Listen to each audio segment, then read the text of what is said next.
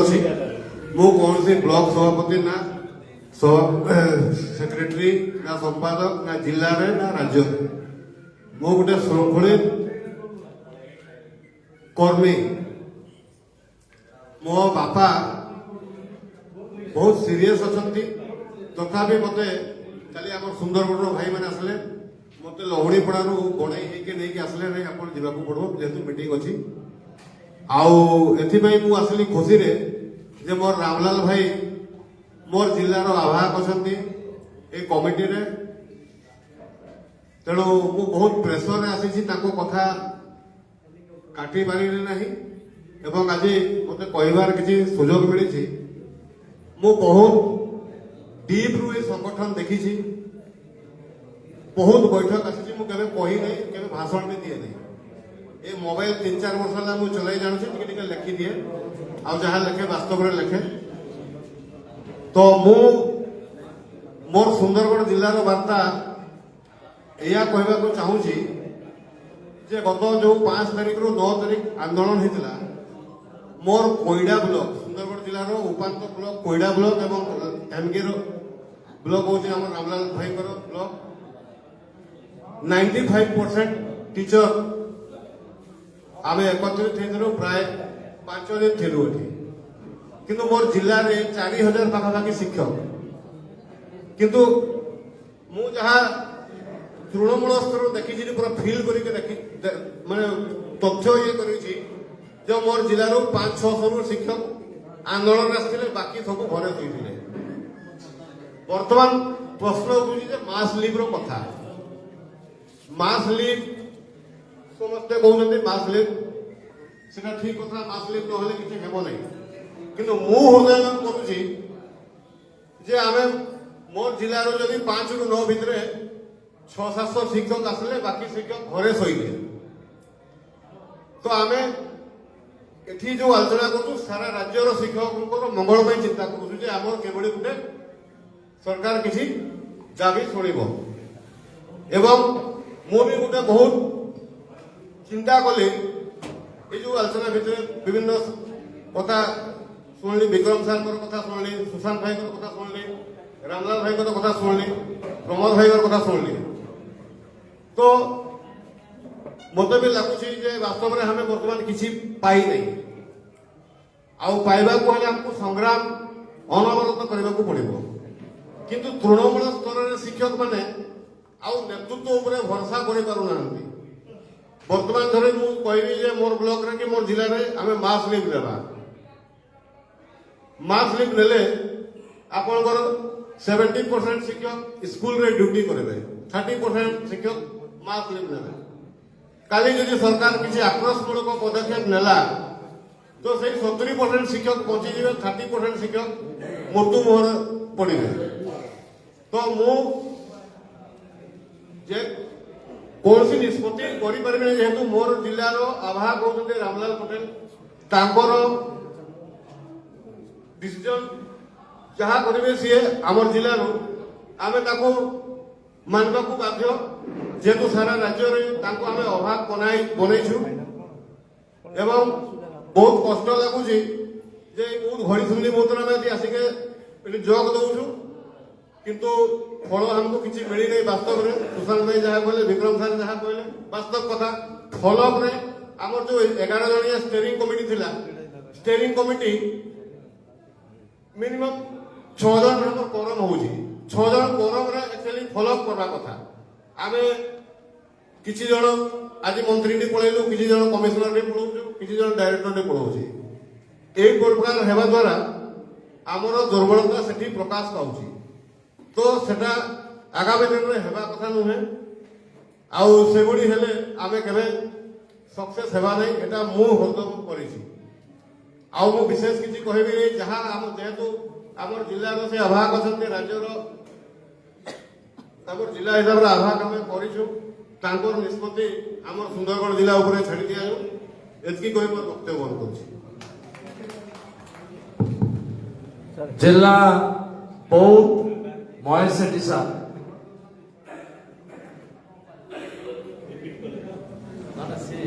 कोई ना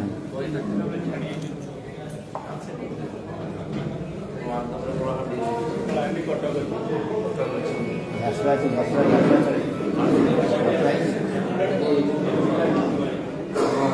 ଶିକ୍ଷକ ମହାସଂଘ ବୈଠକରେ ଉପସ୍ଥିତ ସମସ୍ତ ଜିଲ୍ଲାର କର୍ମକର୍ତ୍ତା, ସଭାପତି ସମ୍ପାଦକ, ବ୍ଲକ ସଭାପତି ସମ୍ପାଦକ, ଅନ୍ୟାନ୍ୟ ସେକ୍ରେଟାରୀ ତଥା ସମସ୍ତ ଷ୍ଟିୟରିଂ କମିଟି ସଭ୍ୟ ଏବଂ ମଞ୍ଚାସୀ ଆମ ସମସ୍ତ ସଂଗଠନର ଶୀର୍ଷ ନେତୃତ୍ୱ ସମସ୍ତଙ୍କୁ ହାର୍ଦ୍ଦିକ ଅଭିନନ୍ଦନ, ଶୁଭେଚ୍ଛା, ନୂତନ ବର୍ଷର ଅଭିନନ୍ଦନ, ବୟସ୍କମାନଙ୍କୁ ମୋର ପ୍ରଣାମ। ଯାହା ବି ହେଉ ଆମର ଏଇ ମହାସଂଘ ପାଇଁ ଆମେ ଆଜି ଏକାଠି ହେଇପାରିଛୁ। ଯେହେତୁ ଆମ ଓଡ଼ିଶାରେ ପ୍ରାଥମିକ ଶିକ୍ଷକମାନଙ୍କ ମଧ୍ୟରେ ଅନେକ ସଂଗଠନ ଗଢ଼ି ଉଠିଛି, ତାଙ୍କୁ ଏଇ ଶୀର୍ଷ ନେତୃତ୍ୱ ଭାଇମାନେ ବହୁତ ଚେଷ୍ଟା କରି ଏକତ୍ରିତ କରି ଆମ ସଂଗଠନକୁ, ଆମ ଆନ୍ଦୋଳନକୁ ବଢ଼ାଉଛନ୍ତି, ଆମ ମନୋବଳ ବଢ଼ାଉଛନ୍ତି, ଆମ ଦାବି ହାସଲ ଦିଗରେ ସେମାନେ ଚେଷ୍ଟା କରୁଛନ୍ତି। ତେଣୁ ଆମେ ତାଙ୍କୁ ନେତୃତ୍ୱ ଦେଲେ, ଆନ୍ଦୋଳନ କରାଇଲେ, ସଫଳ ହେଲେ ନାହିଁ, ତାଙ୍କୁ ଦୋଷ ଦେବାର କିଛି ଯଥାର୍ଥ ନାହିଁ। ସେମାନେ ଯେଉଁ ପ୍ରକାର ଗଭର୍ଣ୍ଣମେଣ୍ଟ ସହିତ ଆଲୋଚନା କରୁଛନ୍ତି, ଯେଉଁ ପ୍ରକାର ମିଟିଂ କରୁଛନ୍ତି, ଯେଉଁ ପ୍ରକାର ଲିସନିଂ କରୁଛନ୍ତି, ଆଉ ସମସ୍ତଙ୍କୁ ଏକତ୍ରିତ କରୁଛନ୍ତି, ତେଣୁ ବହୁତ ଧନ୍ୟବାଦ ସେମାନେ ଏକତ୍ରିତ କରିବେ। କିନ୍ତୁ ଆମମାନଙ୍କର ବି ସେ ଭୂମିକା ଅଛି। ଆମେ ତାଙ୍କୁ ନେତୃତ୍ୱ ଆମେ ହାଲକା ହେଇଗଲେ ହେବ ନାହିଁ। ଆମେ ଆମ ଜିଲ୍ଲାରେ ଆମ ସମସ୍ତ ସଂଗଠନ ଏକାଠି ହେବା ଦରକାର। ନା ପିସ୍ତା ହଉ, ନା ଓପ୍ତା ହଉ, ଯେକୌଣସି ସଂଗଠନ ହଉ, ଆମେ ଜିଲ୍ଲା ଯଦି ଏକତ୍ରିତ ହେଇଗଲେ ରାଜ୍ୟ ଏକତ୍ରିତ ହେଲେ ଅସୁବିଧା କିଛି ନାହିଁ। ତେଣୁ ଆମେ ତୃଣମୂଳ ସ୍ତରକୁ ଯିବା, ବ୍ଲକ ସ୍ତରକୁ ଯିବା। ତେଣୁ ସମସ୍ତ ସଂଗଠନ ଆମେ ଏକତ୍ରିତ ହେବା। ଆଉ ବର୍ତ୍ତମାନ ଆମେ ଯାହା ଦେଖୁଛେ ସରକାରଙ୍କର ଯେଉଁ ପ୍ରକାର ରହୁଛି ଆଭିମୁଖ୍ୟ, ତେଣୁ ଆମେ ଆମର ଯେଉଁ ମହାସଂଘର ଭାଇମାନଙ୍କୁ ଆମେ ଦୋଷ ଦେବା କିଛି ଠିକ ନୁହଁ। ଆମେ ପ୍ରଥମେ ଏକତ୍ରିତ ହେବା। ଏକତ୍ରିତ କେମିତି ହେବା, କ'ଣ ହେବା, ତାର ଚେଷ୍ଟା କରାଯାଉ। ଆମେ ମାସଲିମ୍ ଏଇଠି ଡିକ୍ଲେୟାର କରିଦେଲେ ସମସ୍ତେ ମାସଲିମ୍ ନେଇଯିବେ, କିଛି ମାନେ ନାହିଁ। ତେଣୁ ଆମେ ଗୋଟେ ଜିଲ୍ଲାରେ, ଆମ ଜିଲ୍ଲା ତ ବହୁ ଜିଲ୍ଲା ଆମେ ଏକକ ଶିକ୍ଷକରେ ଦୁର୍ଗ, ଅସୁବିଧା କିଛି ନାହିଁ। ଆମେ ଗୋଟେ ଜିଲ୍ଲା ନେଇଗଲେ କିଛି ସଫଳ ହେବ ନାହିଁ। ତେଣୁ ଆମେ ସବୁ ସଂଗଠନକୁ ଆମେ ଏକାଠି କରିବା। ଯେଉଁ ଜିଲ୍ଲା ଗୁଡ଼ାକ ଆସିନାହାନ୍ତି ତାଙ୍କୁ ଆମେ କେମିତି ଆସିବେ, ତେଣୁ ସମୟ କିଛି ଲାଗୁ। ତେଣୁ ଆମେ ସମସ୍ତେ ଚେଷ୍ଟା କରିବା ଦରକାର। ଯଦି ଆମ ଷ୍ଟିୟରିଂ କମିଟି ଭାଇମାନେ ଅଛନ୍ତି, ଯେଉଁ ବିଭିନ୍ନ ସଂଗଠନ ମୁଖ୍ୟ ନେତୃତ୍ୱ ଅଛନ୍ତି, ଏବଂ ସମସ୍ତେ ଚେଷ୍ଟା କରି ସମସ୍ତଙ୍କୁ ଏକତ୍ରିତ କରିକି ଆମ ଆନ୍ଦୋଳନ କରାଯାଉ ଏବଂ ସରକାରଙ୍କର ଦାବି ହାସଲ କରିବା ପାଇଁ ଲିଏସନିଂ ନିହାତି ଦରକାର। ଗଭର୍ଣ୍ଣମେଣ୍ଟ ସ୍ତରରେ ଆମେ କେମିତି ଆମେ ଦାବି ହାସଲ କରିବା। ଆମେ ମାସିକ ତ ସେଟା ହେଲା ଲାଷ୍ଟ ନିଷ୍ପତ୍ତି। ଯଦି ଆମେ ଗଭର୍ଣ୍ଣମେଣ୍ଟ ଆମ କଥା ଶୁଣୁନାହାନ୍ତି, ଆମକୁ ଖାତିର କରୁନାହାନ୍ତି, ଲାଷ୍ଟରେ ମାସଲିମ ନେବା। ଆଉ ମାସଲିମ କଥା ଯୋଉ କହୁଥିଲେ ସୁନ୍ଦରଗଡ଼ ଭାଇ, ଆମେ 70% ବା 30% ଏଇଟା ନୁହଁ। ମାସଲିମ ତରିକା ସେମିତି ନୁହଁ। ଆମର ମାସଲିମ ଫର୍ମାଟ କରାଯିବ। ପ୍ରତ୍ୟେକ ସମସ୍ତ ଗୋଟେ ଜିଲ୍ଲାର 100% ସିଗ୍ନେଚର ହେବା ଦରକାର ସେ ଫର୍ମାଟରେ। ସବୁ ଜିଲ୍ଲାରୁ ଆସିବ, ରାଜ୍ୟ ସ୍ତରରେ ସେଟା ଡିକ୍ଲେୟାର କରାଯିବ। ସେମିତି ରାଜ୍ୟ ସ୍ତରରେ ଡିକ୍ଲେୟାର କରିଦେଲେ ମାସଲିମ ସଫଳ ହେବ ନାହିଁ। ସମସ୍ତଙ୍କ ସିଗ୍ନେଚର ନିହାତି ଦରକାର। ତେଣୁକରି ତାପରେ ମାସଲିମ ସଫଳ ହେବ। ତେଣୁ ମୁଁ ଅନୁରୋଧ କରିବି ଆମର ଶୀର୍ଷ ନେତୃତ୍ୱ ଭାଇମାନଙ୍କୁ ଆମେ ସଂଗଠିତ ହେବା। ଆମେ ଶିକ୍ଷକମାନଙ୍କୁ ସରକାର ପ୍ରତାରଣା କରିଛନ୍ତି, ମୁଖ୍ୟତଃ ପ୍ରାଥମିକ ଶିକ୍ଷକମାନଙ୍କୁ କରିଛନ୍ତି, ଯୋଉଠି ଅତି ଦୁଃଖ ମର୍ମାହତ। ଯୋଉ 2001 ଭାଇ ବି ଆଜି ଲେଭେଲ ବି ରେ ଅଛନ୍ତି, ସେ କୋଉ ବେନିଫିଟ ପାଉଛି। ତେଣୁ ଆମେ ସମସ୍ତେ କେମିତି ଏକତ୍ରିତ ହେବା ଏବଂ ମାସଲିମ ନିଷ୍ପତ୍ତି ନେବା। ଆମେ ସେଥିରୁ ଆମ ବହୁ ଜିଲ୍ଲା ତରଫରୁ ଆମେ ମୁଁ ସାଧାରଣ ସମ୍ପାଦକ ଆମେ ଆପଣଙ୍କ ସପକ୍ଷରେ ଅଛୁ। ସବୁ ପରିସ୍ଥିତି ଆମେ ସହଯୋଗ କରିବୁ। ଧନ୍ୟବାଦ। ଜିଲ୍ଲା କଟକ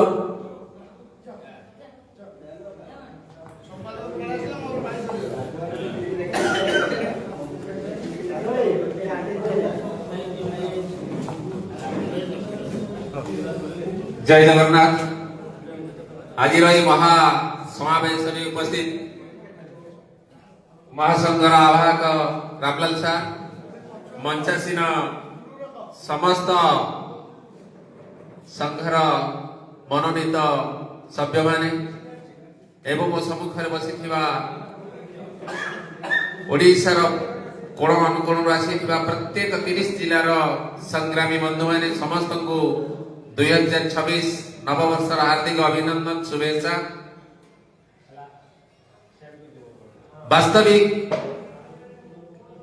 ସମସ୍ତଙ୍କ ମନରେ ନିଶ୍ଚିତ ଭାବରେ ଦୁଃଖ ରହିଛି। ତେଣୁ ସମସ୍ତଙ୍କୁ ମୁଁ ଅନୁରୋଧ କରିବି, ଆନ୍ଦୋଳନ ନିଶ୍ଚିତ ଭାବରେ ହବ, ସରକାର ସହିତ ଲଢେଇ ନିଶ୍ଚିତ ଭାବରେ ହବ। ଏଇଟା ନିଶ୍ଚିତ ଭାବରେ ଆପଣ ଚିନ୍ତା କରନ୍ତୁ ଏବଂ ତାକୁ ବ୍ୟବସ୍ଥିତ ଢଙ୍ଗରେ କରିବା। ଯେହେତୁ ଆମକୁ ମାସେ ସମୟ ଅଛି, ତେଣୁ ଏଇ ମାସେ ଭିତରେ ଆମକୁ ବ୍ୟବସ୍ଥିତ ଢଙ୍ଗରେ କିଭଳି ଭାବରେ ସରକାରକୁ ଆମେ ଚ୍ୟାଲେଞ୍ଜ କରିବା, ସେଥିପାଇଁ ଯୋଉ ସାନ ଭାଇ ମାନେ ପ୍ରୟାସ ଜାରି ରଖିଛନ୍ତି, ନିଶ୍ଚିତ ଭାବରେ ସମସ୍ତେ ସେଇ ସେତୁବନ୍ଧର ଗୁଣ୍ଡୁଚି ମୂଷା ହବା ବୋଲି ମୁଁ ଆଶା ରଖୁଛି। ତେଣୁ ଏଇ ଅବସରରେ ସମସ୍ତଙ୍କୁ ଆଜି ଏଇ ସଭାରେ ମୁଁ ଆବାହକ ସାର୍ଙ୍କୁ ଏବଂ ବିଭିନ୍ନ ସଂଘରୁ ଆସିଥିବା ସମସ୍ତ କର୍ମକର୍ତ୍ତା ମାନଙ୍କୁ ନିବେଦନ କରିବି, 30 ଜିଲ୍ଲାର ଯୋଉ କର୍ମକର୍ତ୍ତା ଅଛନ୍ତି ତାଙ୍କୁ ଡାକନ୍ତୁ, ଯୋଉ 9ଟି ଜିଲ୍ଲା ଆଜି ଅନୁପସ୍ଥିତି ଅଛି ତାଙ୍କୁ ମଧ୍ୟ ଡାକନ୍ତୁ ଏବଂ ଶିକ୍ଷକ ସମାଜର ଉନ୍ନତି ପାଇଁ କଣ କରିବାକୁ ହବ ସେଥିପାଇଁ ଷ୍ଟ୍ରାଟେଜି ତିଆରି କରନ୍ତୁ। ଏବଂ ମୁଁ ଅନୁରୋଧ ରଖିବି, ଏଇ ଜାନୁଆରୀ ମାସ 18 ତାରିଖ ଭିତରେ ସମସ୍ତ ବର୍ଗର ଯୋଉ ସବୁ ସଂଘର କର୍ମକର୍ତ୍ତା ଏବଂ 30 ଜିଲ୍ଲାର ସଭାପତି ସମ୍ପାଦକ ଏବଂ ପ୍ରତ୍ୟେକ ଯୋଉ ଜିଲ୍ଲା ମାନେ ଆସିନାହାନ୍ତି ତାଙ୍କୁ ମଧ୍ୟ ଡକା ହବ ଏବଂ ଯୋଉ ଜିଲ୍ଲା ମାନେ ଆସିଛନ୍ତି ସେମାନେ ଆଜି ଶୁଣନ୍ତୁ, ତେଣୁ ତାଙ୍କୁ ମଧ୍ୟ ଡକା ହବ। ତାଙ୍କୁ ଡାକି ଗୋଟେ ପ୍ରୟାସ ଜାରି ରଖିବା ଏବଂ ସରକାରଙ୍କୁ ସେଇଦିନ ଥ୍ରେଟନିଂ ଦବା, ଯଦି ଜାନୁଆରୀ ମାସ 26 ତାରିଖରେ ଆମ ପାଇଁ କିଛି ନ କରାଗଲା ତାହେଲେ ଫେବୃଆରୀ ମାସ ଠାରୁ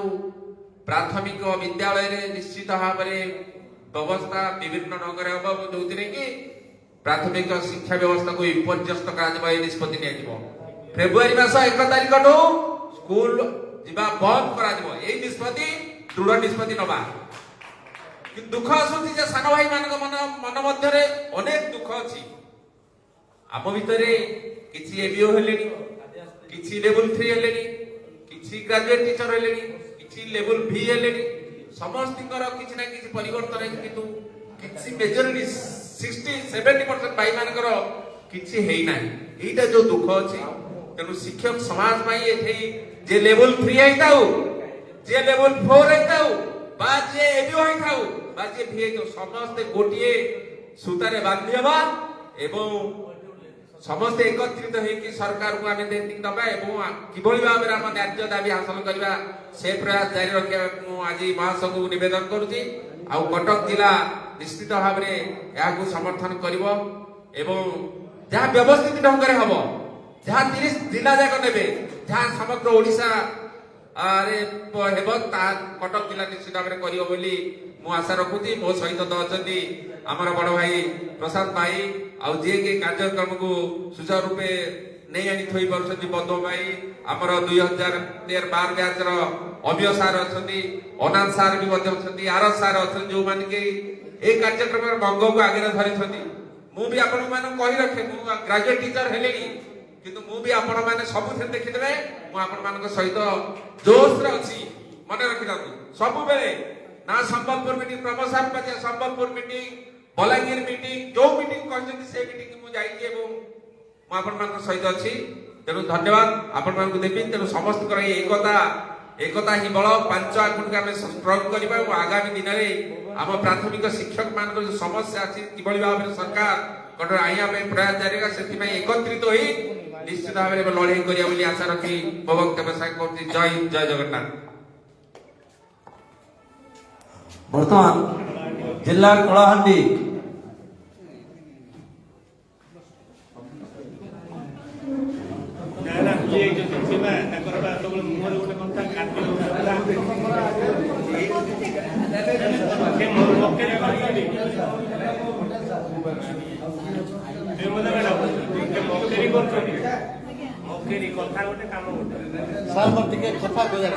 हाँ हाँ ठीक अच्छे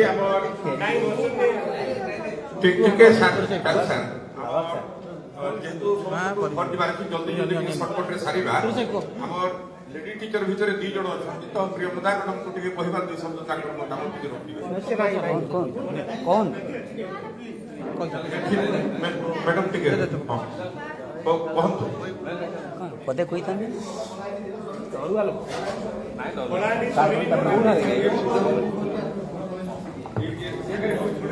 Myself,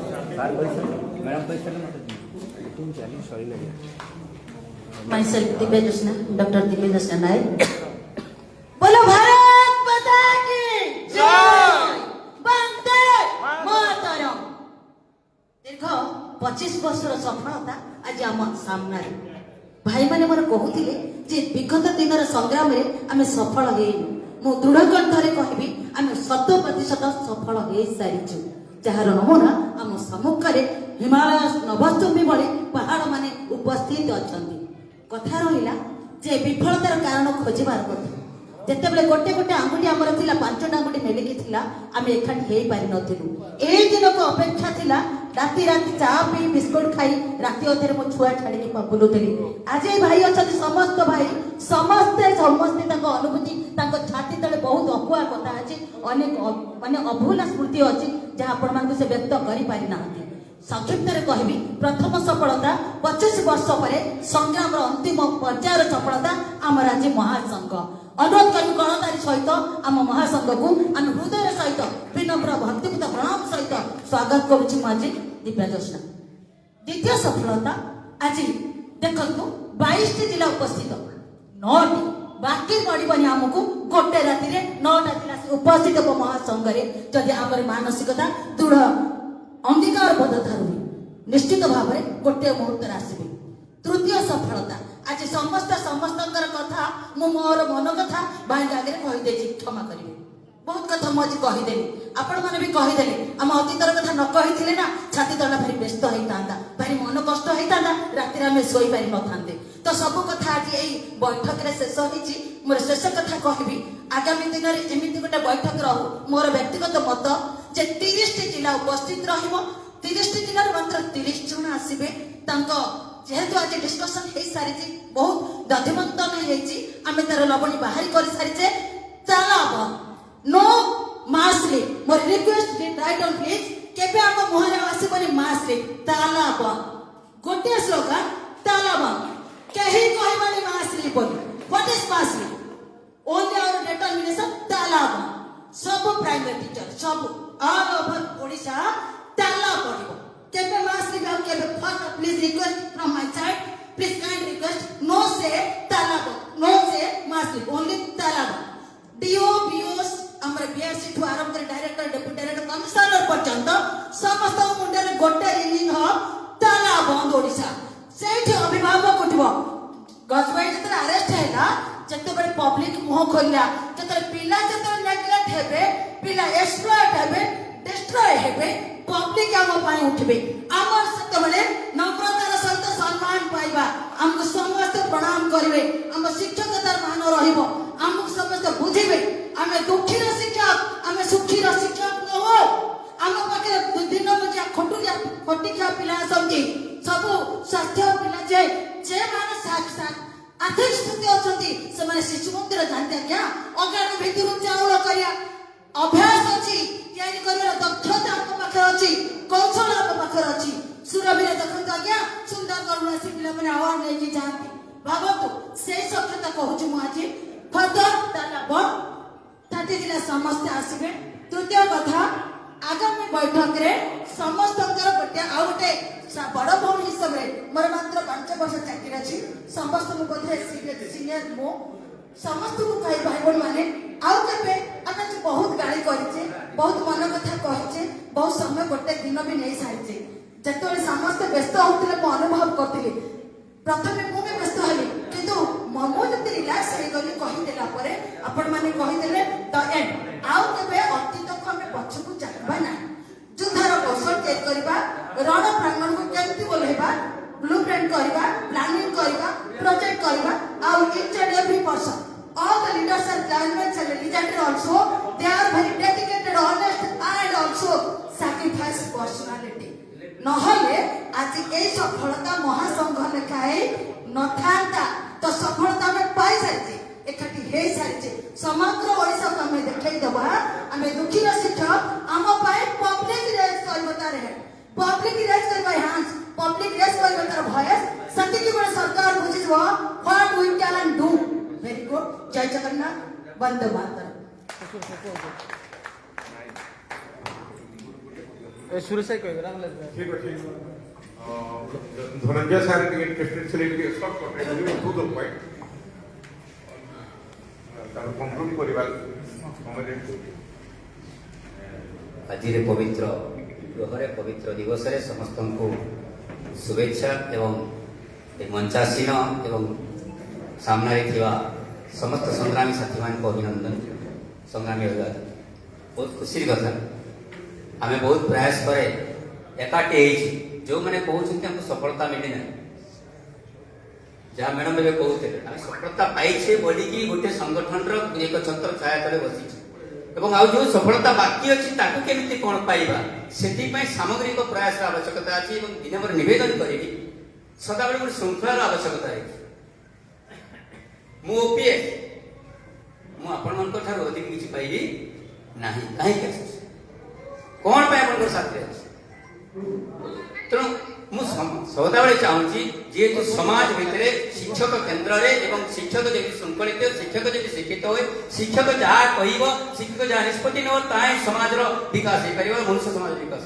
ତେଣୁ ଆମେ ସେ ଭିତରେ ନିଷ୍ପେଷିତ ନିର୍ଯାତିତ ହଉଛୁ। ତେଣୁ ଆମର ଶକ୍ତିକୁ ଉଜ୍ଜୀବିତ କରିବାକୁ ଆପଣମାନଙ୍କୁ ଆହ୍ୱାନ କରୁଛି, ନିଜ ନିଜ ପାଖରେ ଥିବା ଶକ୍ତିକୁ ଉଜ୍ଜୀବିତ କରନ୍ତୁ ଏବଂ ଆମେ ଯେଉଁ ରେସନିଂ ଚଲେଇଛନ୍ତି, ଯାହା ଆମେ ସଫଳତା ପାଇଛେ, ଯାହା ସରକାର କହୁଛନ୍ତି ଦେବୀ ଦୁଇଟା, ଯାହା ଦାବି ଦେବୀ ଦୁଇଟା କହୁଛନ୍ତି ସେ କେତେବେଳେ ଦେବେ ସେଇଟାକୁ ଏବେ ଆମର ଫାଇନାଲ ନିଷ୍ପତ୍ତି ନେଲା ବେଳେ ଆମର ଆହ୍ୱାନକୁ ଅନୁରୋଧ କରିବି। କେତେ 7 ଦିନ ଭିତରେ ଦେବୀ ଆଶା ଅଛି ନା ଦେବୀ ଆଶା ନାହାନ୍ତି, ସେ ଦେବୀ କ'ଣ କରୁଛନ୍ତି ତାକୁ ସେ ପ୍ରକାଶ କରିବେ ଏବଂ ଆମେ ଅନ୍ତତଃ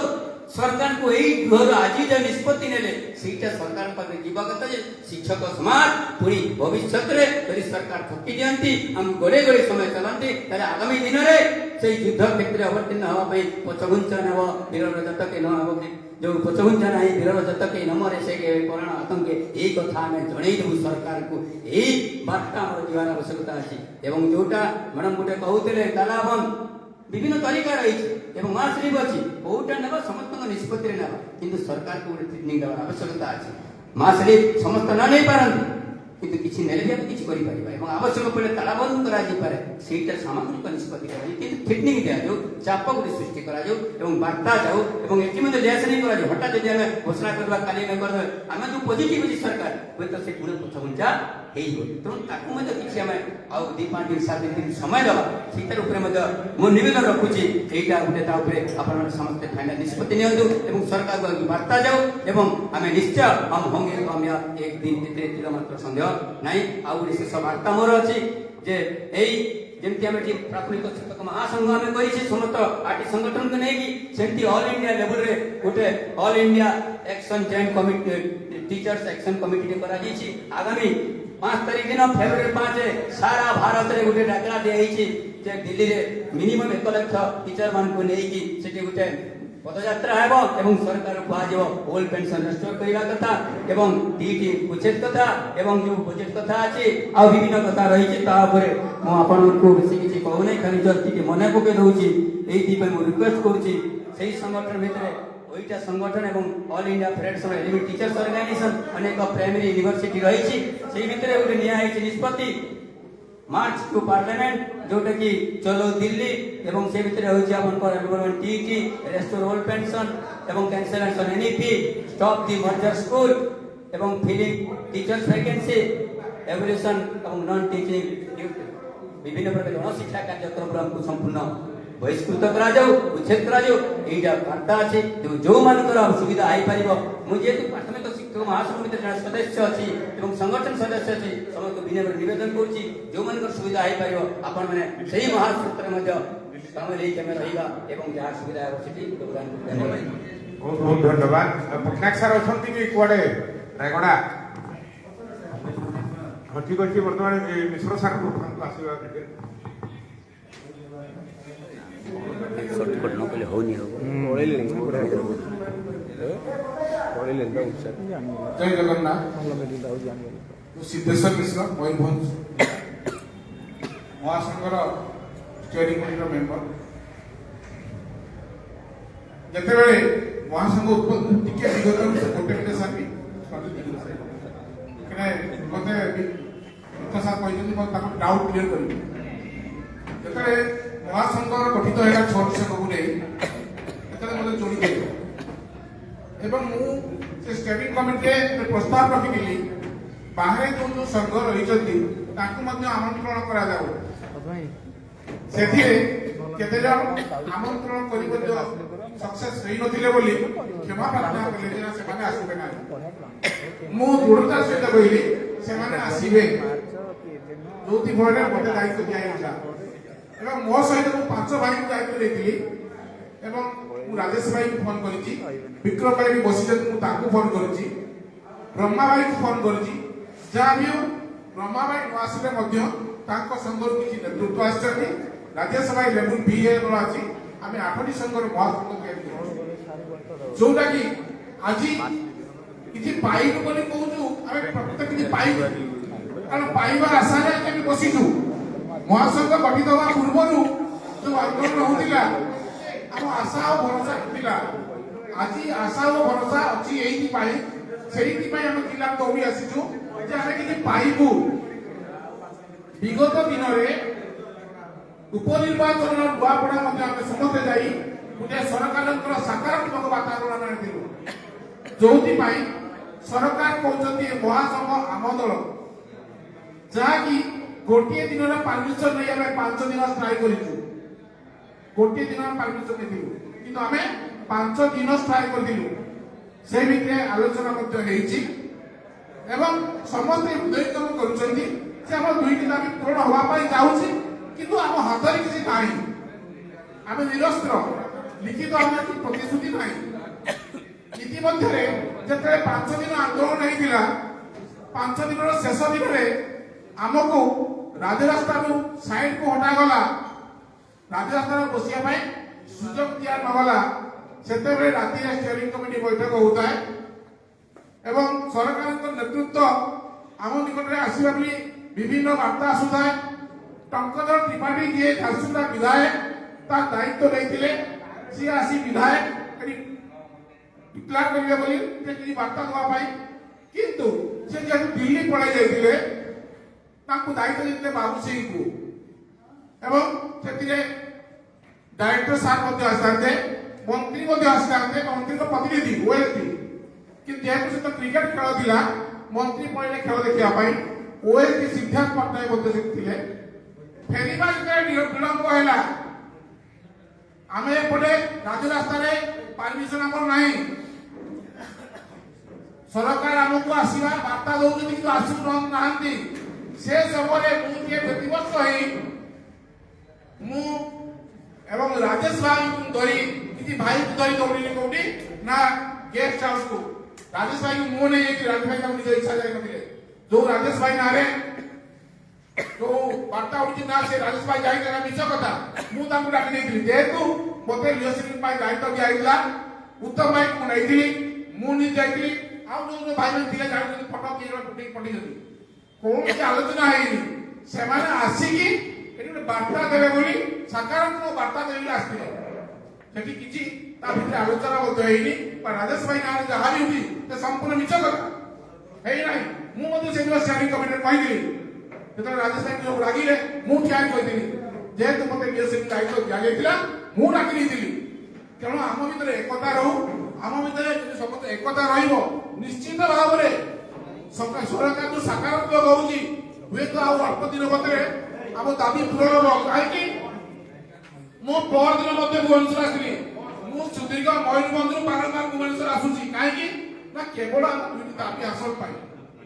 ସୁନୀଲ ଭାଇଙ୍କୁ ଧନ୍ୟବାଦ ଦେବି, ମୁଁ ସୁନୀଲ ଭାଇ ବି ବାରମ୍ବାର ଯାଉଛନ୍ତି। ଉତ୍ତମ ଭାଇଙ୍କୁ ଧନ୍ୟବାଦ ଦେବି, ସେ ବାବୁ ସିଂଙ୍କ ପାଖକୁ ବାରମ୍ବାର ଯାଉଛନ୍ତି। ଆମର ଆବାହକ ରାମନାଥ ଭାଇଙ୍କୁ ଧନ୍ୟବାଦ ଦେବି, ତାଙ୍କ ଟିମ୍ ସୁଦୀର୍ଘ ଦୂରବାସୀ ବାରମ୍ବାର ଆସୁଛନ୍ତି। ସମସ୍ତେ ଯୋଉ ଧନ୍ୟବାଦ ମୁଁ ନଦେଲି ତାଙ୍କୁ ନୁହେଁ, ସେମାନେ ମଧ୍ୟ ଚେଷ୍ଟା କରୁଛନ୍ତି, ଯିଏ ଯାହା ଲେବୁଲରେ ଚେଷ୍ଟା କରୁଛନ୍ତି। କିନ୍ତୁ ଆମେ ସମସ୍ତେ ଯଦି ଆଉ କିଛି ଦିନ ଏକତାର ବନ୍ଧରେ ବାନ୍ଧି ହେବା, ନିଶ୍ଚିତ ଭାବରେ ଫଳ ସଫଳ ମଧ୍ୟ ହେବ। କାହିଁକି ନା ପରଦିନ କଥା କହୁଛି, ମୁଁ ପରଦିନ ଆସିଥିଲେ ଆପଣଙ୍କର ଫାର୍ମାସି ସଂଘ ଦେଖା କରିବା ପାଇଁ ଆସିଥିଲେ। ସରକାରଙ୍କ ପ୍ରତିନିଧି କହିଲେ ତୁମର ଏବେ କିଛି ହବ ନାହିଁ, ବର୍ତ୍ତମାନ 2ଟି ସଂଘର କାମ ଚାଲୁ ରହିଛି। ସିଏ ହଉଛି ଆୟୁଷ ସଂଘ ଏବଂ ଦ୍ୱିତୀୟ ହଉଛି ପ୍ରାଥମିକ ଶିକ୍ଷା ସଂଘ। ତାଙ୍କ ଦାବି ସରିଲା ପରେ ତୁମ ଦାବି ହବ। ତେଣୁ ନିଶ୍ଚିତ ଭାବରେ ଆମେ ସକାରାତ୍ମକ ବାର୍ତ୍ତା ପାଉଛେ, କିନ୍ତୁ ଆମ ପାଇଁ କିଛି ନାହିଁ। ଆମେ ଏଠି ଭାଗ ହେଇଯିବା କିଛି ହବ ନାହିଁ ଯୋଉ 200,000 ଆନ୍ଦୋଳନ କରିବା କିଛି ହବ ନାହିଁ ଆମେ ଏକତା ବନ୍ଧନରେ ବାନ୍ଧି ହବା ଆଉ ଯୋଉ ଭାଇମାନେ କହୁଛନ୍ତି ଯେ ନା ବାର୍ତ୍ତା ଦଉଛନ୍ତି ଗ୍ରୁପରେ ଶୁଣନ୍ତୁ ଗୋଟେ ଟାଣିବା ଗୋଟେ ପେଲିବା ଅଛି ସେମାନେ ଭାଇମାନେ ପେଲୁଛନ୍ତି ଆମେ ଦେଖିବା ପାଇଁ ଆପଣ ସେକୁ ବି ନେଗେଟିଭ ନିଅନ୍ତୁନି ସେମାନେ ନ ପେଲିଥାନ୍ତେ ଆମେ ଆଗକୁ ଆଗେଇ ପାରିବାନି ତାଙ୍କ ପେଲିବା ବି ଚାଲୁ କିନ୍ତୁ ଶୃଙ୍ଖଳା ଭାବରେ ପେଲିବା ଚାଲୁ ଟିକେ ଭାଷାଗତକୁ ରକ୍ଷା କରି ସବୁଥିରେ ଚାଲୁ କିନ୍ତୁ ଏକତା ବନ୍ଧନରେ ବାନ୍ଧି ହଉ ନିଶ୍ଚିତ ଭାବରେ ମୋ ଆଶା ଓ ଭରସା খুব অল্প দিনের ভিতরে মাসে 2 মাস ভিতরে আমার দাবি পূরণ হব ধন্যবাদ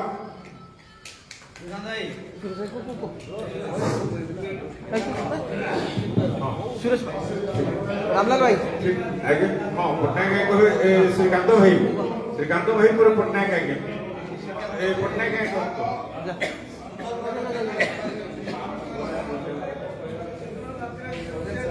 ସାର୍ ମୁଁ ବର୍ତ୍ତମାନ ଆଜିର ଏହି ଟପିକ୍ ବିଷୟରେ କହିବାକୁ ଯାଉଛି ମୁଁ ଗୋଟେ ବିଷୟ କହିବା ପାଇଁ ଆସିଛି ଆପଣମାନଙ୍କର ଯୋଉ ଅଛନ୍ତି 9ଟି ସଂଗଠନକୁ ମୋର ରିକ୍ୱେଷ୍ଟ ଓ ନମସ୍କାର ଆପଣ ବର୍ତ୍ତମାନ ମୁଁ ଆପଣଙ୍କୁ ଅର୍ଡର କରୁନି କିଛି କରୁନି ବ୍ରହ୍ମାନନ୍ଦ ମହାରାଣା ସାର୍ଙ୍କ ସହିତ କଣ୍ଟାକ୍ଟ କରନ୍ତୁ ସାର୍ ବ୍ରହ୍ମାନନ୍ଦ ମହାରାଣା ସାର୍ଙ୍କ ଆପଣଙ୍କ କଣ୍ଟାକ୍ଟ କଲେ ସକ୍ସେସ୍ ନହେଲେ ମତେ ଏଠୁ ଆପଣ ସୁରେଶ ପଟ୍ଟନାୟକ ବୋଲି ଡାକିବେନି ଆପଣ ବର୍ତ୍ତମାନ ଆପଣ 9 ଜଣ ବୈଠକ କରି ବ୍ରହ୍ମାନନ୍ଦ ମହାରାଣା ସାର୍ଙ୍କ କଥା ସେ ନିଶ୍ଚୟ ଆସି ଆମ ପାଖରେ ନ ପହଞ୍ଚିବେ ଆଜି ନଥିଲେ କାଲିକି ମତେ ପହଞ୍ଚିବେ କଣ ସାର୍ ମୁଁ ଗଲେଣି ସାତନା ମିଛ ଆପଣଙ୍କୁ ଖାସ କରି ଆମ ରାମଲାଲ ପଟେଲ ସାର୍ଙ୍କୁ ମୁଁ ଅନୁରୋଧ କରୁଛି ସେ ବ୍ରହ୍ମାନନ୍ଦ ମହାରାଣା ସାର୍ କଥା ହୁଅନ୍ତୁ ତାପରେ ଆମର ହାତ ମୁଠା ଆଉ ଟିକେ ମଧ୍ୟ ଷ୍ଟ୍ରଙ୍ଗ ହେଇଯିବ ଧନ୍ୟବାଦ ସାର୍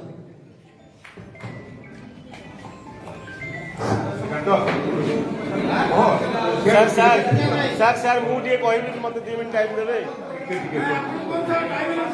सर मत 2 मिनट टाइम देबे कि एकटा भी कहो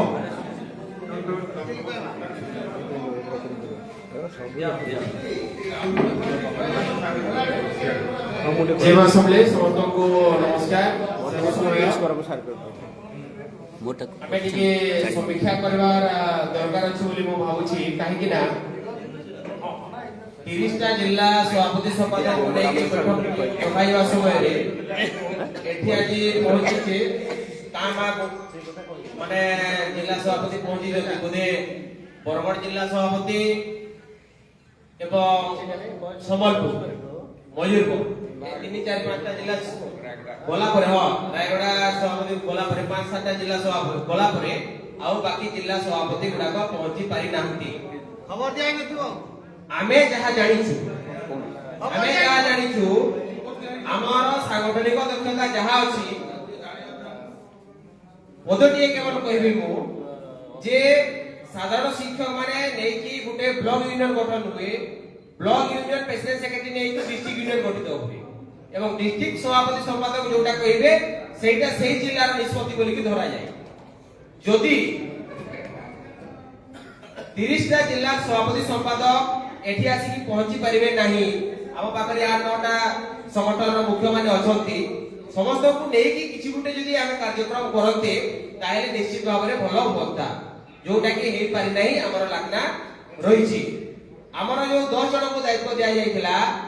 মতে সম্বলপুর বলাঙ্গীর এবং সোনপুর জেলার দায়িত্ব দেয়া যাইছিলা সেই 3 জেলার প্রতিনিধি আসিকি এটি পৌঁছিছন্তি বাকি যে জেলাগুড়া রহিগলা সেমানে কাহিকি আসি পারলে নাই আবাহক মহাশয় সেই উপরে মানে সমীক্ষা করবার গুরুত্ব রহিব দ্বিতীয় কথা হলা আমি যে আন্দোলন করছি আমি দাবি পাইবা পাই আন্দোলন করছি অন্য কিছু নহ দাবি যেহেতু পাইবা পাই আমি আন্দোলন করছি দাবি কেমতি মিলিব না সরকারকে প্রেসর কলে দাবি মিলিব মোর মত হেলা বা আম জেলার মত হেলা সরকারকে কেমতি প্রেসর করা যাই পারে সেই তরিকাটা আপন মানে কেবল আমি বুঝুছে যে কেবল আন্দোলন রু প্রেসর করি কি সরকারকে দাবি হাসল করা যাব কেবল সেই দিগরে বিচার করিবাটা ঠিক বলি ভাবু নাই আমি আন্দোলন কথা বিচার করিবা কাহিকি না মাসলি হচ্ছে শেষ অস্ত্র আপন মানে সেদিন জানিথিবে যে প্রাথমিক শিক্ষক মহাসংঘ ওড়িশারে 5 দিন আন্দোলন করা পরে যেহেতু সরকার লিখিত দেলে নাই বা सरकार का प्रतिनिधि आसिकी कौन घोषणा कले नहीं ए महासंघ आपण मान आगे लक्ष लक्ष शिक्षक मान मासली घोषणा करथिला ए महासंघ का डरी के आंदोलन करी नहीं ए महासंघ समग्र शिक्षक मान भाव को नहीं कि समस्त शिक्षक मान आवेग को नहीं कि आंदोलन करथिला एवं आंदोलन सफलता दिगर कार्यक्रम रे थिला सरकार को प्रतिनिधि जेहेतु आसिले एवं कहिले सेति पय सरकार को हमें किछि दिन समय देले भूलटा कोटी रहला आपण माने जानि रखिबा कथा डेलीगेशन टीम रे मान्यवर टगोदर त्रिपाठी कहिले लेवल बीए मोर छै कि 28 ग्रेड पे हबो 6 ईयर काउंट हबो 2006 रो आउ जो 1 रु 2006 विषय रे किछि बायमान रहि गले ताकू मध्ये किछि फाइनेंशियल बेनिफिट दिया जिवो टगोदर त्रिपाठी महोदय अफसर कहले भाई माने आगे माने कोहंतु एटा केते समय लागिबो से कहले से समय रे ना एटा को एक्सरसाइज करबा पय हमको 3 मास समय लागिबो एटा होची वास्तविकता जिनि किंतु जेतेबेले मान्यवर विधायक आसी की कहि देले 7 दिन समय लागिबो सारा ओडिसा शिक्षक माने समस्त व्याकुल होई गेले जे आमे 7 दिन हेई गेला 7 दिन हेई गेला 7 दिन हेई गेला से जो गैपटा रहिला सेति पय शिक्षक मानकर मध्यरे आवेग रहउची आपण माने चाहुचंती जदि मासली हबो बरगढ़ जिल्ला मासली नेबा पय आमे प्रस्तुत महासंघ को मध्ये आमे कहबो आपण मासली डिक्लेयर करंतु किंतु 30 टा जिल्ला सेठी पहुंचबा दरकार 30 टा जिल्ला सभापति संपादक माने पहुंचबा दरकार आपण माने 8-10 टा संगठन करी के आमे जो बसिछे आमे काहे कि एक संगठन करि परबा नाही काहे कि ब्लॉक रे गुटे मात्र सभापति रहि परबो नाही काहे कि जिल्ला रे गुटे मात्र सभापति रहि पारे नाही हमरा पदवी लालसारे आमे जदि संघ को भाग भाग करी चलीथिबा 30 टा जिला सभापति आसिले एवं राज्य सभापति गुटे रे 31 जण करे निहात भाबरे गुटे मजबूत निष्पत्ति निया जाय परिबो सेटा हेई पारु नाही जोति पय आमे टिके क्योबर होची महासंघ मोर प्रस्ताव हैला आज ही डेट डिक्लेयर करतो महासंघ केबे मासली नेबो सेते दिन भितरे ब्लॉक रो कार्यक्रम चालू जिल्ला रो कार्यक्रम चालू जदि सरकार किछि करिवे नै आमे माने आंदोलन करूछे सरकार को सहित मिसी के आंदोलन करू नै सरकार का विपक्ष रे आमे आंदोलन करूछे सरकार सहित सालिश करिके मालिश करिके आमे आंदोलन करू नाउ सरकार को तेजेबा पय आमे आंदोलन करूछे सरकार जदि करिवे नाही तार विकल्प व्यवस्था हैला मासली बा आंदोलन हमर प्रस्ताव रहिला कि ब्लॉक डाकरे जेहेतु सब जिल्ला गुडी को एकाटे हेई पारि नांती हमको प्राय क्रमे गोटे डेट ते आजि नियंतु सेही डेट रे आमे ब्लॉक रे बसी जिबा सीएल रे नै के हेले बसिबा गोटे दिन हेले बसिबा शनिवार दिन हेले बसिबा दुईटा परे जाय हेले बसिबा किंतु एकता हमको देखाइबा पड़िबो एकता देखाइले जाई किछि हबो आपण माने एते समय तरे दीर्घ 11 टा एते बेला पर्यंत आपण माने सुनिले निहाती भाबरे आपण मानकर शिक्षक मानकर पाई किछि हो बोली चाहुचंती नथिले आपण माने केही बसि न जानते बाहर सब पळेबा कथा जेहेतु आपण माने बसिचंती आपण को धैर्य को मानिबा को पड़िबो ए महासंघ ही किछि करि परिबो आपण माने कोनोसी ओडिसा रे आज आमे कहितबा जगन्नाथ बाबरे कोनोसी गोटे संगठन ओडिसा रे सफलता देई परिबो नाही मिलित हेले चाहिँ किछि सफलता मिलिबो आउ से मिलित रो प्रयास आपण माने 40 जन स्टीयरिंग कमिटी सदस्य जो माने एठी बसिचंती जो माने भी बाहर अछंती प्राथमिक शिक्षक महासंघ सहित हाथ मिले ए महासंघ ही आपन को सफलता देव कोनोसी गुटे व्यक्ति जाई डेलीगेशन करि दे कि कोनोसी गुटे व्यक्ति जाई सरकार को आलोचना कर देले जदि कर दियंता लक्ष लक्ष शिक्षक आज राय रास्ता रे नदांते लक्ष लक्ष शिक्षक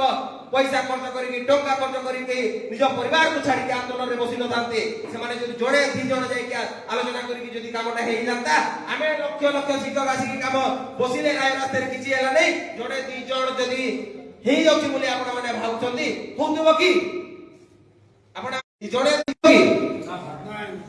करि पारिबो नै केवल शिक्षक महासंघ करिवो आपण माने जो शिक्षक महासंघ को गोडिचंती जो तोलिचंती जो प्रयास करिचंती ए एकता का बजाय रहू एकता जदि हमें भांगी जिबा भाई 2017 मसिया रे 25 मसिया 8 वर्ष पर्यंत हमें एकता भांगी देले किछि हेई पारला नै आगो मध्ये किछि हेई पारबो नै हाथ जोड़ी आपण मान को विनम्र अनुरोध करबी आपण माने एकता बजाय रखतु आज न हेले काली न हेले परदिन जेबे हो निश्चित भाबरे हमें सफलता पाइबा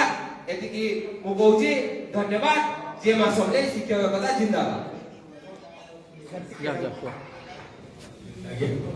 को विषय करिए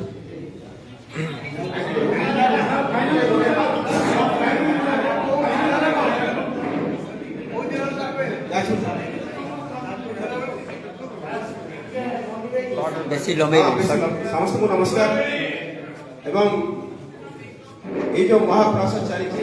ମହାସଂଘ ନେତୃତ୍ୱରେ ଶିକ୍ଷକମାନଙ୍କର ଦାବିକୁ ଆମେ ଉପସ୍ଥାପନ କରିବାରେ ସଫଳ ହୋଇଛନ୍ତି କିନ୍ତୁ ଆମେ ଆମ ଦାବିକୁ ଏପର୍ଯ୍ୟନ୍ତ ପାଇପାରୁନାହାନ୍ତି ତା ଭିତରେ ଅନେକ କାରଣ ମଧ୍ୟ ରହିଛି ଏବଂ ଆଜି ଯେଉଁ ବିତର୍କର ଯେଉଁ ଆଲୋଚନାର ମୁଖ୍ୟ ପ୍ରସଙ୍ଗ ଥିଲା ଯେ ଆମେ ଆମ ସଫଳତା ପାଇପାରୁନାହାନ୍ତି ତା ଅଲ୍ଟିମେଟଟା କ'ଣ ସମସ୍ତ ମାନଙ୍କରେ ଉଦ୍ବେଗ ଏବଂ ସାଧାରଣ ସରକାର ଶିକ୍ଷକ ମାନଙ୍କର ବଡ଼ ପ୍ରଶ୍ନ ଆଜି ଗୋଟେ ବୈଠକରେ କ'ଣ ଗୋଟେ ବଡ଼ ନିଷ୍ପତ୍ତି ହେବ ତେଣୁ ନେତୃତ୍ୱ ମାନେ ସରକାରଙ୍କ କଥା କେତେ ବିଶ୍ୱାସ କରିଛନ୍ତି ଏବଂ ସେଟା କେତେ ଦିନ ଭିତରେ ଫଳବତୀ ହେବ ଆମ ଭିତରେ ସେ ପ୍ରଶ୍ନ ଅଛି ତେଣୁ ସମସ୍ତେ ଆମେ ଫଳ ପାଇପାରିବା ଯେହେତୁ ଆମକୁ ସେ ସଫଳତା ମିଳିନାହିଁ ଆମ ସମସ୍ତଙ୍କ ଭିତରେ ସେ ଉତ୍କଣ୍ଠା ଅଛି ଆମେ କେବେ ପାଇବା ଏବଂ ତଳ ସ୍ତରରେ ବାରମ୍ବାର ଫୋନ୍ ଆସୁଛି ଯେ ସାର୍ କ'ଣ ହେବ କ'ଣ କରାଯିବା ଦରକାର ଏବଂ ଆନ୍ଦୋଳନ କୁଆଡ଼େ ଗଲା ତେଣୁ ଗୋଟିଏ ବିକଳ୍ପ ସମସ୍ତଙ୍କ ମୁହଁରେ ଆମେ ମାସ୍କ ବି ନେବା ତେଣୁ ପ୍ରଥମେ ଆମେ ସମସ୍ତେ ଉଦ୍ବୋଧ କରିବା ଦରକାର ମାସ୍କର ଆବଶ୍ୟକତା ଅଛି କି ଯଦି ମାସ୍କର ଆବଶ୍ୟକତା ଅଛି ତାହେଲେ ତାହା କେମିତି ସମ୍ଭବ ଏବଂ ଯଦି ତା ଭିତରେ ପ୍ରଶ୍ନ ଆସିବ ଯେ 30ଟା ଜିଲ୍ଲା ଯଦି ମାସ୍କ ନ ନେଇପାରିବେ ତାହେଲେ 10 କୋଟିଟା ଜିଲ୍ଲା ମାସ୍କ ନେଇକି ଅନ୍ୟମାନେ ନହେଲେ ତାହା ସଫଳ ହେବ କି କେବେ ମଧ୍ୟ ବି ଏହି ପ୍ରଶ୍ନ ଆପଣ କେହି ସମ୍ମତ ହେବେ ତେଣୁ ଯଦି ମାସ୍କର ଆବଶ୍ୟକତା ଅଛି ଆମେ ସମସ୍ତେ ଅନୁଭବ କରୁଛନ୍ତି ତାହେଲେ କେମିତି ସମସ୍ତେ ସାମିଲ ହେବେ ତେଣୁ ଯୋଉ ଦାୟିତ୍ୱ ମାନେ ସବୁ ଦିଆହେଇଥିଲା ଆଗମାନଙ୍କୁ ଦିଆହେଇଥିଲା ଦାୟିତ୍ୱ 30ଟା ଜିଲ୍ଲାର ଜିଲ୍ଲା ସଭାପତି ସମ୍ପାଦକ ଏକତ୍ରିତ କରିବା ପାଇଁ ସେମାନେ ମଧ୍ୟ ତାର ଉତ୍ତର ଦେବେ କାହିଁକି ହେଇପାରୁନି ଏବଂ ଯଦି ମାସ୍କ ପାଇଁ ଆମେ ଆଜି ଗୃହ ନିଷ୍ପତ୍ତି ନିଏ ତାର ପରବର୍ତ୍ତୀ ପର୍ଯ୍ୟାୟ କ'ଣ ନା ଆଜିଠାରୁ ସେ ଜିଲ୍ଲାମାନଙ୍କୁ ଦାୟିତ୍ୱ ଦିଆଯାଉ ସବୁ ଶିକ୍ଷକ ସେ ସହମତି ଦିଅନ୍ତୁ ଆମେ ମାସ୍କ ନେବା ପାଇଁ ପ୍ରସ୍ତୁତ ଅଛୁ ତାପରେ ମାସ୍କ ନେଲେ ଆମେ ସଫଳ ହେବା ଏମିତିକି ଯେ 20-25 ଜିଲ୍ଲା ନେବେ ଆଉ 10ଟା ନେବେନି ଏ ପ୍ରକାର ଅସୁବିଧାର ଆମେ ସମ୍ମୁଖୀନ ମଧ୍ୟ ହେଇପାରିବେ ତେଣୁ ସେ ତାହା ହେବା କଥା ନୁହେଁ ଯଦି ଆଜି ଗୃହ ନିଷ୍ପତ୍ତି ନିଏ ମାସ୍କ ନେବା ଆମର ଯଥାର୍ଥ ବା ଗୃହ ନେତୃତ୍ୱ ରାମନାଥ ପଟେଲ ଆଜି ନିଷ୍ପତ୍ତି ନିଅନ୍ତି ନାଇଁ ସରକାରଙ୍କ ଉପରେ ଆମର ଭରସା ଅଛି ଆମକୁ ଆଉ 2-3 ମାସ ଅପେକ୍ଷା କରିବାକୁ ପଡ଼ିବ ତାହେଲେ ମଧ୍ୟ ତାଙ୍କ କଥାକୁ ସମ୍ମାନ ଦେଇ ତାଙ୍କ ନେତୃତ୍ୱକୁ ସମ୍ମାନ ଦେଇ ଆମ ମଧ୍ୟ 2 ମାସ ଅପେକ୍ଷା କରିବାର ଯଥାର୍ଥ ମଧ୍ୟ ଅଛି ଯଦି ତାଙ୍କ ଭିତରେ ସେ ବିଶ୍ୱାସ ନାହିଁ ନାଇଁ ଆଜ୍ଞା ସରକାରଙ୍କ ସହିତ ଆମ କଥାକୁ ଆମ ବିଶ୍ୱାସ ଯାଉନି ଆମ ଦାବି ସଫଳ ହେବାର ସମ୍ଭାବନା ମତେ ଲାଗୁନାହିଁ ତାର ମାସ୍କ ନେବା ଯଥାର୍ଥ ତାର ମାସ୍କ ନେବା ଆଜି ପ୍ରସ୍ତୁତି ନାହିଁ ଏବଂ ତାହା କେମିତି ହେବ ନା ପ୍ରତି ଜିଲ୍ଲା ନେତୃତ୍ୱ ବେଳେ ବେଳେ ମତେ ଆଶ୍ଚର୍ଯ୍ୟ ଲାଗୁଛି ଯଦି ଏଠି ଓକ୍ତାର ସଂଗଠନ ମାନେ ଏକାଠି ଏଠି ବସି ପାରିଛନ୍ତି ସମସ୍ତେ ଯଦି ରାଜ୍ୟରେ ଏକାଠି ବସି ପାରୁଛନ୍ତି ତାହେଲେ ଜିଲ୍ଲା ଭିତରେ ପୁଣି କାହିଁ ବିଭେଦ ଅଛି ଏଥିପାଇଁ ଦାୟୀ କିଏ ଯଦି ଏଠି ରାଜ୍ୟ ନେତୃତ୍ୱ ଏଠି ଓକ୍ତା ମିଶି ପାରିଛି ଓଟା ମିଶି ପାରିଛି ସମସ୍ତେ ଯଦି ମିଶି ପାରିଛନ୍ତି ତାହେଲେ ଜିଲ୍ଲାର ପୁଣି ଭାଗ ଭାଗ ଆସିଲେ କ'ଣ ଯାଜପୁର ଜିଲ୍ଲା ଆଜି ଗର୍ବରେ କହୁଛି ଆମର ଏଠି କିଛି ସଂଗଠନ ନାହିଁ ଗୋଟିଏ ସଂଗଠନ ପ୍ରାଥମିକ ଶିକ୍ଷକ ମହାସଂଘ ଆମେ ଯେତେବେଳେ 5 ଜଣ କଥା ଆମେ ଜିଲ୍ଲା ନିଷ୍ପତ୍ତି ନେଲୁ ନାଇଁ ଆମର ଏକକ ନେତୃତ୍ୱ ରାମନାଥ ପଟେଲ ଆମେ ହଉଛି ନେତା ଆମେ ତା ନେତୃତ୍ୱ ଏକତ୍ରିତ ଯାହା ନିଷ୍ପତ୍ତି ନେବ ଯାଜପୁର ଯାହା କହିବ ଗୋଟିଏ କଥା କହିବ ସେଇଥିରେ ଆମେ ସହମତ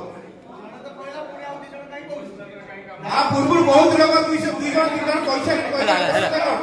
ତେଣୁ ଆଉ ମୁଁ ବେଶୀ କଥା କହୁନି ଜଣ ରହିଲି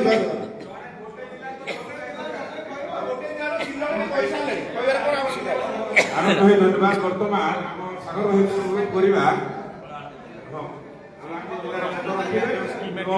ଯୋଉ ମତାମତ ଆସିଲା କରିବେ ତାପରେ ଲାଷ୍ଟ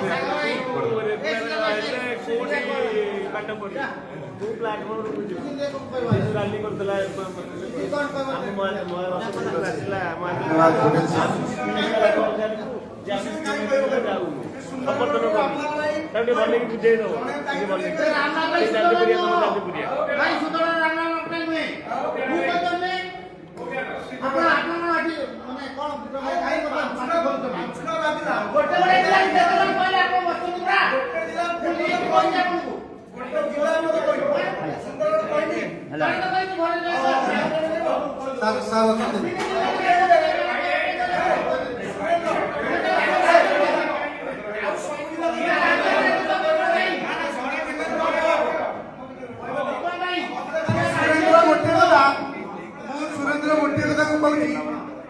ଆମେ ପ୍ରଥମେ ଆଲୋଚନା କଲେ ଜିଲ୍ଲାରେ ଜଣେ ଜଣେ କହିବ ଯଦି ହେଲେ ପୁଣି ଆଉ ଯୋଉ ଜିଲ୍ଲା ମାନେ ରହିଗଲେ ସେମାନେ ଆମର ଆଉ ଜଣେ ଜଣେ କହିବେ ଅଧିକା ନୂଆ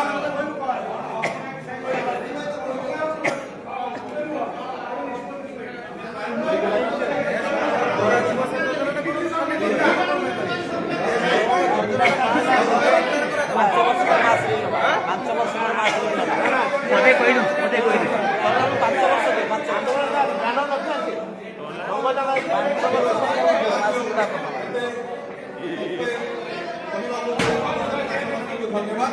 নববর্ষর সমস্ত শুভেচ্ছা যাହା ହେଉ ଆମ ସୁନ୍ଦରଗଡ଼ର ଆବାହକ କହିଛନ୍ତି ତଥାପି ଯେହେତୁ ରାଉତ ଭାଇ କହୁଛନ୍ତି ଦୀପକ କହିବା ତ ଗୋଟେ ଏଠି ସନ୍ଦେହ ଟିକେ ହେଇଥିଲା ସେଥିପାଇଁ କହିଦେଲେ ତ ଯୋଉଟା କହିଲେ 2006ରୁ ଯଦି ଆମେ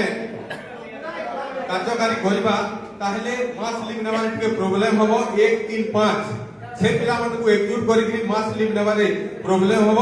ସେଥିପାଇଁ ଯଦି କରିବା 2001ରୁ ଯଦି ଆମେ କାର୍ଯ୍ୟକାରୀ କରିବା ତାହେଲେ ମାସ୍ ଲିଭ୍ ନେବାର ସମ୍ଭବ ହେଇପାରିବ ନହେଲେ ମାସ୍ ଲିଭ୍ ନେବାର ସମ୍ଭବ ହେଇପାରିବ ନାହିଁ କାହିଁକି 1, 3, 5 ପିଲାମାନଙ୍କୁ ଆମେ ଏକଜୁଟ କରିକିରି ଆମେ ବ୍ଲକ ସ୍ତରରେ ଏବଂ ଜିଲ୍ଲା ସ୍ତରରେ ତାଙ୍କୁ ଏକଜୁଟ କରିକିରି ଆମେ ମାସ୍ ଲିଭ୍ ନେଇପାରିବା ନାହିଁ ଏ ଗୋଟେ ପଦ ମୋର ରଖିବାର ଥିଲା ଧନ୍ୟବାଦ।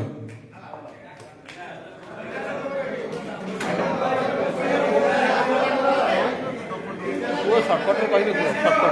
ସର୍ଟକଟ୍ ଆଉ କିଏ କହିବାର ଅଛି?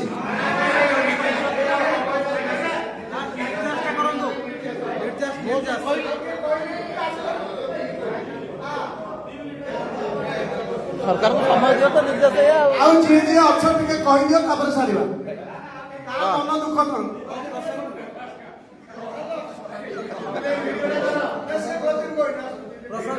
ଆରେ ମୋ ପାଇଁ ଆରେ ଦୁଇଟା କେମିତି ସାର୍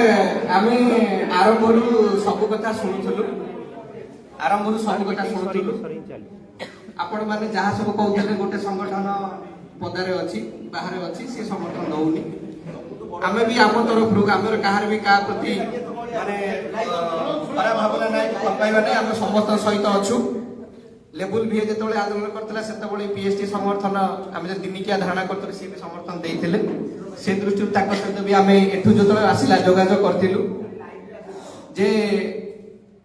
ସିଏ କ'ଣ କଲେ ନ କଲେ ସେ କଥା ପଡ଼ିନି ମହାସଂଘ ଗଠନ ହେଲା ଯେକୌଣସି ଯେତେଟା ସଂଗଠନକୁ ନେଇ ଗଠନ ହେଲା ଆମେ ଆନ୍ଦୋଳନ କଲୁ ମହାସଂଘ ଆନ୍ଦୋଳନ ତାରିଖ ଘୋଷଣା କଲା ସେତେବେଳେ ବାକି ରହିଯାଇଥିବା ସଂଗଠନ କେତେବେଳେ ଆସିଲାନି ନା ତାକୁ ପଚରା ବି ହେଲାନି ସେ ବାହାରେ ରହିଲେ ଆମେ ଆନ୍ଦୋଳନ କଲୁ ଯେତେବେଳେ ମାସ୍ ଲିଭ୍ କଥା ପଡୁଛି ସେତେବେଳେ କୁହାହଉଛି ଯେ ସେ ସଂଗଠନ ରହିଲାନି ତେଣୁ କହିବାର କଥା ହେଲା ଆମେ ଯେତେବେଳେ ଆନ୍ଦୋଳନକୁ ଗଲୁ ତାକୁ ଛାଡ଼ିଦେଲୁ ଯେତେବେଳେ ମାସ୍ ଲିଭ୍ କଥା କହୁଛି ସିଏ କାହିଁ ଆସିଲାନି ଇଏ କାହିଁ ଆସିଲାନି ତେଣୁ ମହାସଂଘ ଆନ୍ଦୋଳନ ମାସ୍ ଲିଭ୍ ଯଦି ଘୋଷଣା ନିଷ୍ପତ୍ତି ନଉଛି ହାଉସ ନଉଛି ମହାସଂଘ ମାସ୍ ଲିଭ୍ ତାରିଖ ଆଜି ଘୋଷଣା କରୁ ବାକି ରହିଥିବା ସଂଗଠନ ପର୍ଦ୍ଦାଫାଶ ହବ କିଏ ଆସିଲାନି କିଏ ନ ଆସିଲାନି ସାରା ଓଡ଼ିଶା ଜାଣିବ ଯେ ଏହି ସଂଗଠନ ଶିକ୍ଷକ ସ୍ୱାର୍ଥ ବିରୋଧୀ ତେଣୁ ଆପଣଙ୍କୁ ଅନୁରୋଧ ଆପଣ ତାରିଖ ଘୋଷଣା କରନ୍ତୁ ନା ସାର୍ ଜାଣିବେ କେମିତି ଆପଣ ତାରିଖ ଘୋଷଣା କରନ୍ତୁ ମାସ୍ ଲିଭ୍ର ତାରିଖ ଆଜି ଘୋଷଣା କରନ୍ତୁ ବାକି ଯୋଉ ସଂଗଠନ ରହିଲେ ଯୋଉ ଲିଆସିନି ଗ୍ରୁପ ଥିଲା ତାକୁ ଛାଡ଼ି ଦିଅନ୍ତୁ ନୂଆ ଗ୍ରୁପ କରନ୍ତୁ ଯୁବ ବର୍ଗର ଶିକ୍ଷକ ନିଅନ୍ତୁ ଯୋଉ ସଂଗଠନ ବାକି ରହିଯାଇଛି ତାକୁ ଆଣିବା ଦାୟିତ୍ୱ ସେମାନଙ୍କୁ ଦିଆଯାଉ ଆଉ ଆଜି ସାରା ଓଡ଼ିଶା 314 ବ୍ଲକରୁ ସମସ୍ତେ ଚାହିଁ ବସିଛନ୍ତି ଆଜି ମହାସଂଘ କିଛି ଗୋଟେ ଡେୟାରିଂ ଷ୍ଟେପ୍ ନବ କିନ୍ତୁ ଯେତେବେଳେ ଆସୁଛି ଡେୟାରିଂ ଷ୍ଟେପ୍ କିଛି ନେଲା ଭଳିଆ କାହିଁ ଲାଗୁନି କିନ୍ତୁ ସାରା ଓଡ଼ିଶାକୁ ଆମେ ବାର୍ତ୍ତା ଦେବା ଯେ ମହାସଂଘ ଶିକ୍ଷକ ସ୍ୱାର୍ଥରେ ଅଛି କିଛି ଗୋଟେ ଡେୟାରିଂ ଷ୍ଟେପ୍ ନବ maybe whatever be ଯାହା ହଉନା କାହିଁକି ତେଣୁ ଯୁବ ବର୍ଗଙ୍କୁ ଦାୟିତ୍ୱ ଦିଆଯାଉ ଯୋଉ ସଂଗଠନ ବାହାରେ ଅଛି ତାକୁ କେମିତି ଅଣାଯିବ ସେ ବ୍ୟବସ୍ଥା ବି ହବ ଆଉ ମାସ୍ ଲିଭ୍ ତାରିଖ ଘୋଷଣା ହବ ଧନ୍ୟବାଦ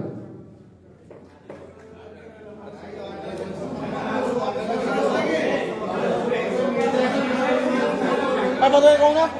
ଅକ୍ଷୟ ଭାଇ କହ ଦୀପଦ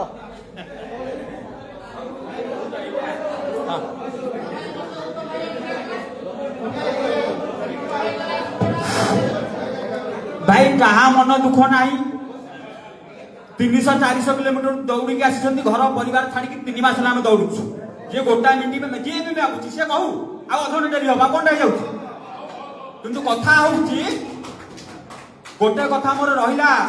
विक्रम भाई जो कथा कहते मुझे सहमति जन आलोचना सरी हायर लेवल जोटा सब आम आलोचना होती पुराणा गोष्ठी सब अच्छी मो सागर से कथबार्ता करते तुम पानी गलुची नला मुहटा छोटिया कर ନଳା ମୁହାଁ ଛୋଟିଆ ଗଲେ ଅଧିକ ଲୋକ ଏଥିରେ ପଶିବାକୁ ଚାହୁଁଛ, ଉପର ଆଡୁ ମେଲା ହେଇଛି କିନ୍ତୁ ତଳ ଆଡକୁ ଚାକୁଆ ହେଇକି ଅଛି। ଯୁଧିଷ୍ଠିର ଭାଇ ଜାଣିଥିବ, ଆଲୋଚନା କରୁଥିଲେ ମୋ ସାଙ୍ଗରେ, ସେ ଯାଇକି ବୁଲିକି ବି ଆଇଲେଣି ଚାରିଆଡେ। କଥା ହଉଛି ଆଜି ବି ବର୍ତ୍ତମାନ ରେଗୁଲାର ହେଇସାରନ୍ତେଣି। ବିକ୍ରମ ଭାଇ ଯୋଉ କଥା କହିଲେ ରେଗୁଲାର କଣ ପାଇଁ ଏଠି ସେମାନେ ଆଉନାହାନ୍ତି? ପ୍ରମୋସନ ନାହିଁ, ଲେବୁଲ 4 ବନ୍ଦ, ଲେବୁଲ 3 ବନ୍ଦ, ସବୁ ଅଚଳ, ବାୟୁ ବନ୍ଦ,